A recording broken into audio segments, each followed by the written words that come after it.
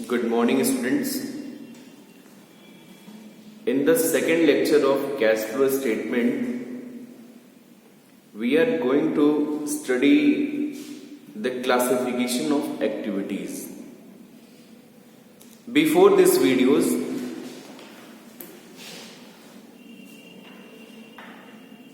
already we have studied the introduction about the cash flow statement in video 1. If you want to understand the whole concept of the cash flow statement, you have to watch first video. Okay, so for getting full concept of cash flow statement, जाके आप first video देख लीजिए. Okay, आज के हम इस video में हम बात करेंगे क्या, क्लासिफिकेशन ऑफ एक्टिविटीज. कैसे कैश फ्लो स्टेटमेंट में सारी एक्टिविटीज को हम किन पार्ट में या किन टाइप्स में बांटते हैं, या एक्टिविटीज को जिन सोर्सेज से कैश आ रहा है, इनफ्लो हो रहा है, और from which sources the cash is outflowing. Okay, all we will know in this videos. Okay, my dear friends, so for today,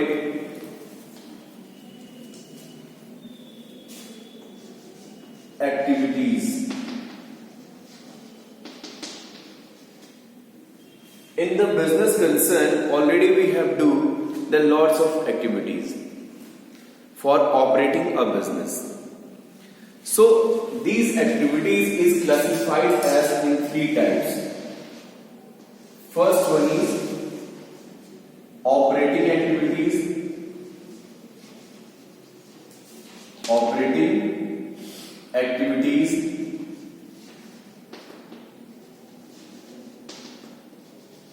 Second one is investing activities.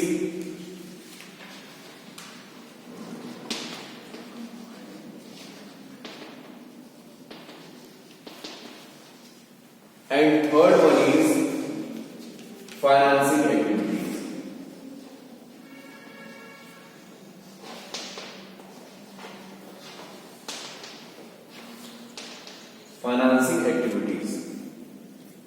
Okay, my dear students, all the business activities has been classified under three categories. First one is operating activities, second one is investing activities, and third one is financing activities. It's not seen. Okay. So first of all, we will understand operating activities. Okay. A major part of the revenue of the business which comes from the operating activities or utilized. Okay, my dear friends, means whatever we create the source of fund through operating, like sales of goods, purchasing and selling of goods, whatever revenue we create, वो सारी activities हम किस में लेके जाएंगे, हम operating activities. मतलब जो एक बिजनेस को चलाने में जो चीजें एक्टिविटीज जो हेल्प कर रही हैं, उनको हम क्या करेंगे, उसको किसके अंडर कैटेगराइज करेंगे, ऑपरेटिंग एक्टिविटीज में कंसीडर करेंगे. जैसे purchasing and selling of goods, not the assets. ठीक है ना, purchasing and selling of the goods. फिर कोई वेजेस पे करना हो, रेंट पे करना, if you are the concern is paying rent, wages, commissions, if any royalty received by the business, commission received by the business, ये सब सारे क्या आ जाएंगे, ऑपरेटिंग एक्टिविटीज के पार्ट हैं, और ऑपरेटिंग एक्टिविटीज में हम इन चीजों को कंसीडर करेंगे. क्लियर? तो ऑपरेटिंग एक्टिविटीज से कैश का इनफ्लो और कैश का आउटफ्लो दोनों होता है. ठीक है ना, जितने भी एक्टिविटीज मैंने यहां पे लिख के रखा है, उन दोनों एक्टिविटीज में कैश का इनफ्लो भी होगा और कैश का आउटफ्लो भी होगा. तो हम किन किन चीजों को देखेंगे, इनफ्लो में जाएगा और किन किन चीजों को आउटफ्लो में जाएगा।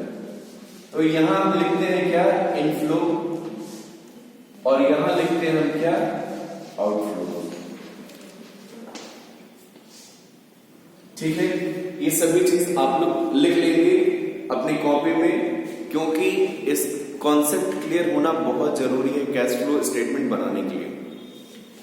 If your concept is not clear then you will be not able to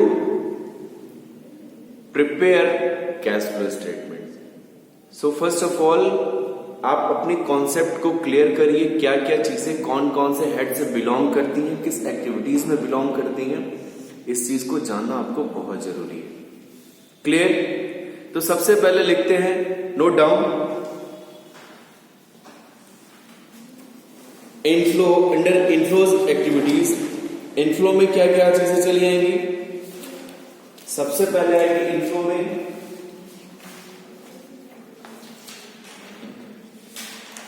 cash sales, okay, cash sales, if the concern is doing sales, note down cash sales,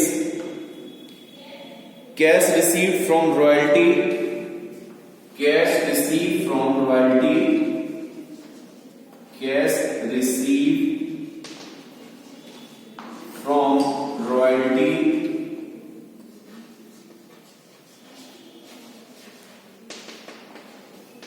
fees, commission, cash received from royalty, fees, commission,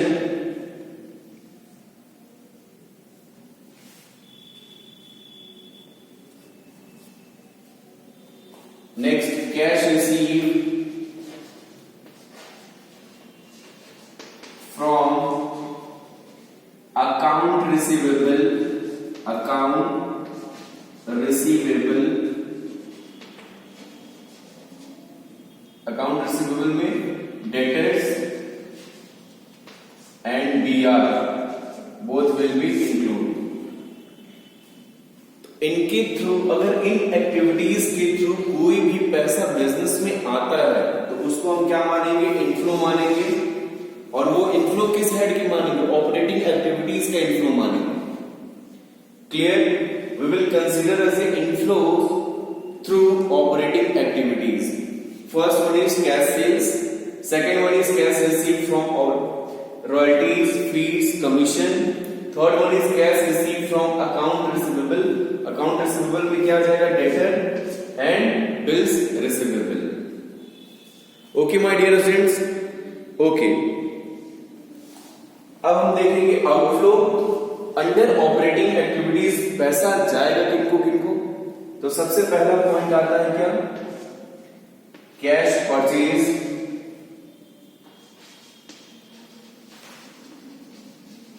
cash purchases, ठीक है। Second cash paid to creditors, ठीक है ना। अगर हम किसी creditor को पे कर रहे हैं या बीपी का पेमेंट कर रहे हैं, bills payable, cash paid to creditors,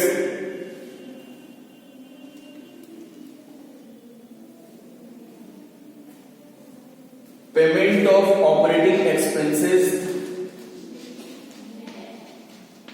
payment of operating expenses,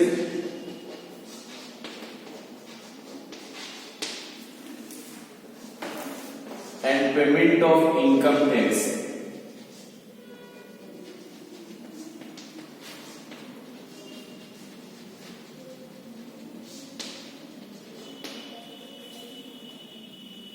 अगर इन एक्टिविटीज के थ्रू कोई भी कैश आपके बिजनेस से जाता है तो हम उसको ऑपरेटिंग एक्टिविटीज के अंडर में कंसीडर करेंगे। Clear my dear students? हम देखें पढ़ क्या रहे थे, ऑपरेटिंग एक्टिविटीज। तो हर एक्टिविटी से क्या है, कैश का इनफ्लो भी होगा, कैश का आउटफ्लो भी होगा। इनफ्लो का मतलब कैश आपके बिजनेस में आया, आउटफ्लो का मतलब आपके बिजनेस से बाहर गया कैश। ठीक है ना। तो जब हम खरीदे कोई सामान बेचेंगे, कैश सेल्स जो भी स्टॉक बेचेंगे, इन दैट केस इनफ्लो होगा। Cash receive from royalties fees commission, if we are receiving any royalties fees commission through any of these thing, then that will be considered as a operating inflow of operating activities. Cash received from the receivable means debtor BR, if we are receiving, then we will treat it as a inflow of the operating activities. Clear? As it is outflow, cash purchase, cash paid to creditors, payment to operating expenses and payment of income tax. ध्यान रखिएगा इस चीज को, ये सब सारी outflow मतलब ये बिजनेस से पैसा बाहर गया और ये बिजनेस में पैसा अंदर आया। क्लियर? किसी को कोई परेशानी? ओके। अब हम बात करेंगे किसकी? इन्वेस्टिंग एक्टिविटीज में। इन्वेस्टिंग एक्टिविटीज में कौन कौन सी ऐसी चीजें इनफ्लो और आउटफ्लो आती है। ठीक, चलिए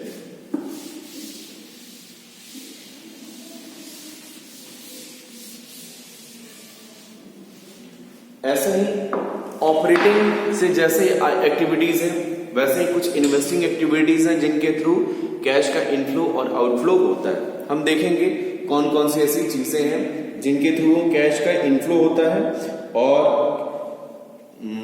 कौन कौन सी ऐसी चीजें हैं जिनका कैश का आउटफ्लो होता है। Clear?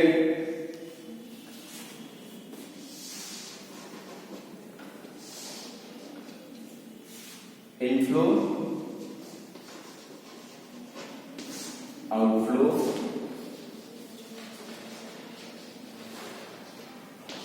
Okay. Under inflow first point, ये investing activities proceed from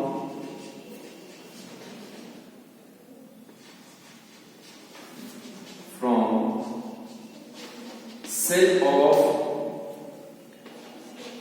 fixed assets. ठीक है ना। किसी भी फिक्स्ड एसेट्स, इन्वेस्टिंग नाम ही है इन्वेस्टिंग मीन्स जहां पे हम लॉन्ग टर्म इन्वेस्टमेंट कर रखे हैं। ठीक है ना। तो किसी भी फिक्स्ड एसेट्स को बेच के जो भी पैसा रिसीव होता है वो किस एक्टिविटीज में कंसीडर करेंगे आप? Proceed from sale of fixed assets means investing activities का इनफ्लो आइटम होगा। Clear? proceed from sale of fixed assets. Okay. Proceed from second. Proceed from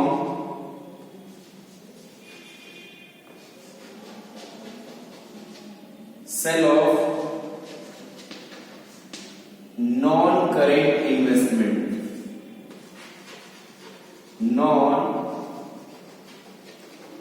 current investment. अगर फर्म ने कोई फिक्स इन्वेस्टमेंट कर रखा है, अगर फर्म उसको बेच रही है, उसके बेचने से कोई भी पैसा बिजनेस में आता है तो वो किस में कंसीडर करेंगे? Proceed from sale of non current investments, that will be consider as a inflow activities, inflow of the investing activities. Okay, पैसा आएगा। ओके, कोई दिक्कत किसी को? Any doubt? Okay. Third point, interest received on debentures. Interest received on debentures, ये क्या हो गया? इंटरेस्ट रिसीव ऑन डिबेंचर्स मतलब डिबेंचर्स कंपनी इशू करती है, डिबेंचर्स कंपनी इशू करती है। क्यों? डिबेंचर खरीद नहीं सकती है? खरीद भी तो सकती है। कोई भी कंपनी डिबेंचर क्या हुआ? खरीद सकती है। तो जब खरीद सकती है तो इंटरेस्ट कंपनी तो रिसीव करेगी, तो वो क्या होगा? इन्वेस्टमेंट हो गया कंपनी के लिए, interest receive on debentures. Okay. फिर डिविडेंड रिसीव्ड ऑन शेयर्स।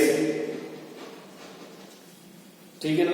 जैसे डिवेंचर्स खरीद सकती है वैसे शेयर्स भी खरीद सकती है, और उस पे कंपनी डिविडेंड भी कलेक्ट कर सकती है।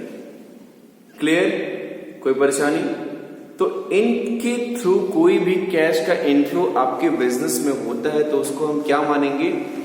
Inflow through investing activities. Clear? कोई दिक्कत? ओके, अब बात करते हैं आउटफ्लो। क्या क्या चीजें हम आउटफ्लो मानेंगे under investing activities? Okay, note down, it's most important thing because the your concept should be clear.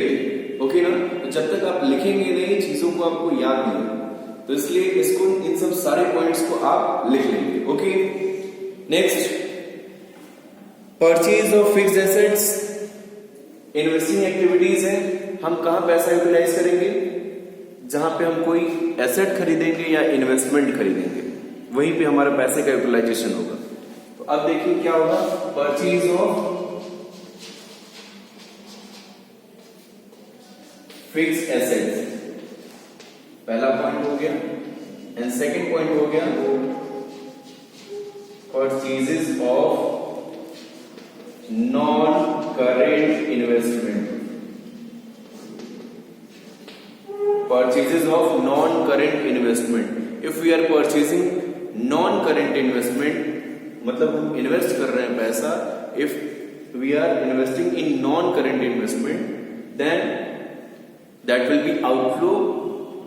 This is not in expenses. ये expenses नहीं है, ठीक है ना? ध्यान रखिए. If we are purchasing fixed assets, if we are purchasing non-current investment, that will be considered as the outflow of the investing activities. Getting over? Any doubt anyone? Okay. So as it is, ये था investing activities. As it is, we will see the financing activities. Okay.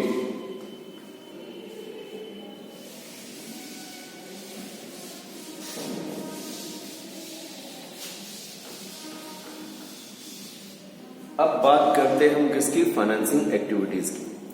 Financing activities, ठीक है, क्या होती हैं financial activities? Are those type of activities जहां से हम फंड का क्रिएशन करते हैं। इनफ्लो हो गया, आउटफ्लो। Inflow, outflow. क्लियर? अब कहां से पैसा आएगा और कहां पैसा जाएगा अंडर फाइनेंसिंग एक्टिविटीज में, इस चीज को हम देखेंगे, इस चीज को हम समझेंगे। ओके, आइए देखते हैं। सबसे क्या? Purchase, proceed from issue of shares. First point is proceed from issue of shares. Okay, second point, proceed from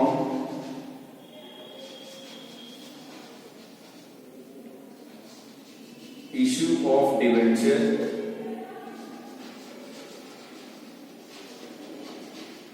कोई भी पैसा जो शेयर्स के थ्रू इशू किया गया हो आएगा, डिवेंचर के थ्रू इशू किया गया है आएगा, उसको हम कहा मानेंगे? फाइनेंसिंग एक्टिविटीज के इनफ्लो आएगा, इनफ्लो एक्टिविटीज को, ठीक है ना?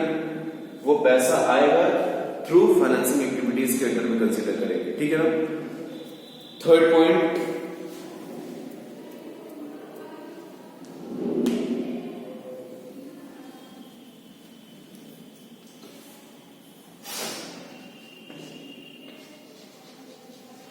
लॉन्ग टर्म लोन, ठीक है ना? चाहे वो बैंक के द्वारा लिया गया हो, चाहे कैसा भी लोन लिया गया हो, वो लॉन्ग टर्म लोन। चौथा,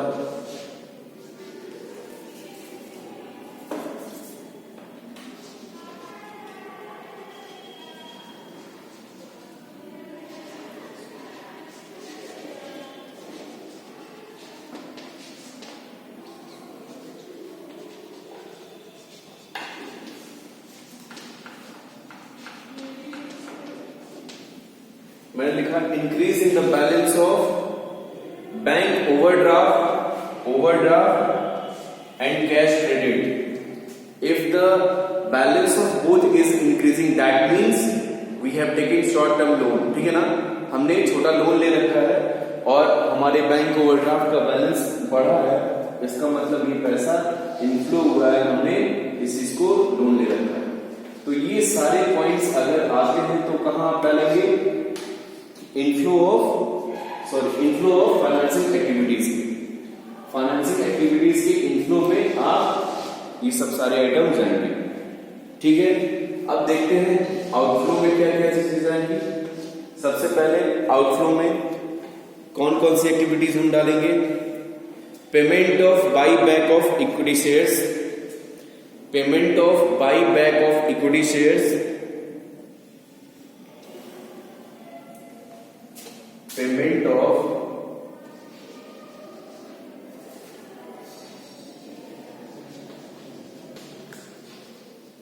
by back of equity shares.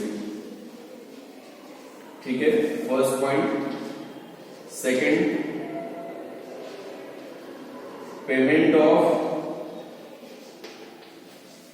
Redemption of preference shares, redemption of preference shares, payment of redemption of preference shares. Okay, third point, payment of redemption of debenture. अगर हम debenture का payment कर रहे हैं, debenture क्या हुआ? Long term loan है, किसी भी लोन का हम पेमेंट कर रहे हैं ड्यूरिंग द पर्टिकुलर ईयर, तो वो हमारा किस में कंसीडर किया जाएगा? Outflow of financing activities. पैसा बाहर जा रहा है और वो किस में कंसीडर किया जाएगा? Outflow of financing activities. Okay, फिर एनी लोन का रिपेमेंट कर रहे हैं। चौथा, रीपेमेंट ऑफ लोन,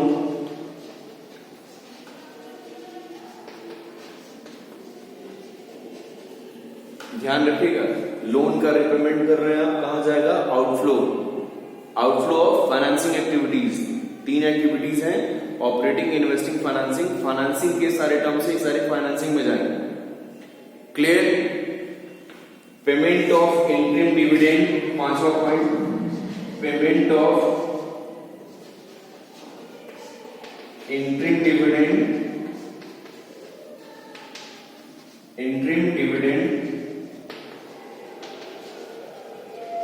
ठीक है ना, या और propose dividend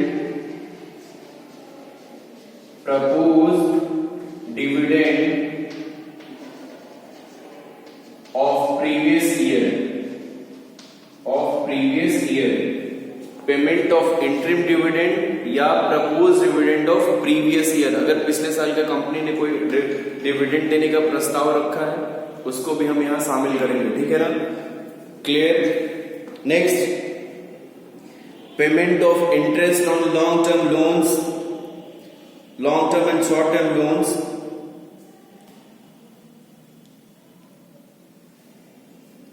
payment of interest on long term loan, payment of interest on LTL and STL, long term loan LTL and short term loan STL। Okay ना, कोई भी इंटरेस्ट पे कर रही है तो फाइनेंसिंग में जाएगा। 7, interest on bank overdraft and cash credit, interest on OD, bank OD and CC, cash credit. अगर इस पे आपको कोई भी इंटरेस्ट कंपनी पे कर रही है तो जानिए ऑपरेटिंग में नहीं जाएगा, वो कहां जाएगा? फाइनेंसिंग के आउटफ्लो एक्टिविटीज में जाएगा। Clear? Next, payment of preliminary expenses, payment of preliminary expenses,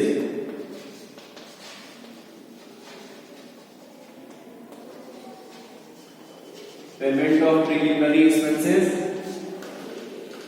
और पेमेंट ऑफ प्रिलिमिनरी एक्सपेंसेस, पता है प्रिलिमिनरी एक्सपेंसेस क्या होता है? Preliminary expenses are those type of expenses which are incurred before the establishing of the business, ठीक है ना, उसको हम प्रिलिमिनरी एक्सपेंसेस करते हैं। अगर हम उसका पेमेंट करते हैं तो वो कहां जाएगा? फाइनेंसिंग एक्टिविटीज के आउटफ्लो में जाएगा, ठीक है ना, ध्यान रखिएगा इस चीज को। फिर decrease in balance of overdraft और cash credit, decrease in balance of OD and CC, overdraft and cash credit, क्या हो जाएगा? कैश क्रेडिट, ठीक है ना। अगर कोई बैलेंस डिक्रीज होता है ओवरड्राफ्ट की, कैश क्रेडिट को, इसका मतलब हमने क्या किया? उसको पेमेंट कर रखा है। और इस तरीके से हम क्या करेंगे? ये तीनों एक्टिविटीज के अंडर में हम सारी एक्टिविटीज को क्लासिफाई कर देंगे। अभी आपने देखा इस वीडियो में क्या?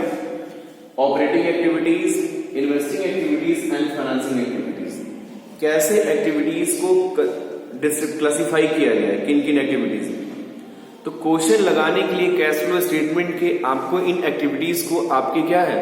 माइंड में होना चाहिए, ठीक है ना, तभी आप आगे क्वेश्चन को क्लियर कर पाएंगे।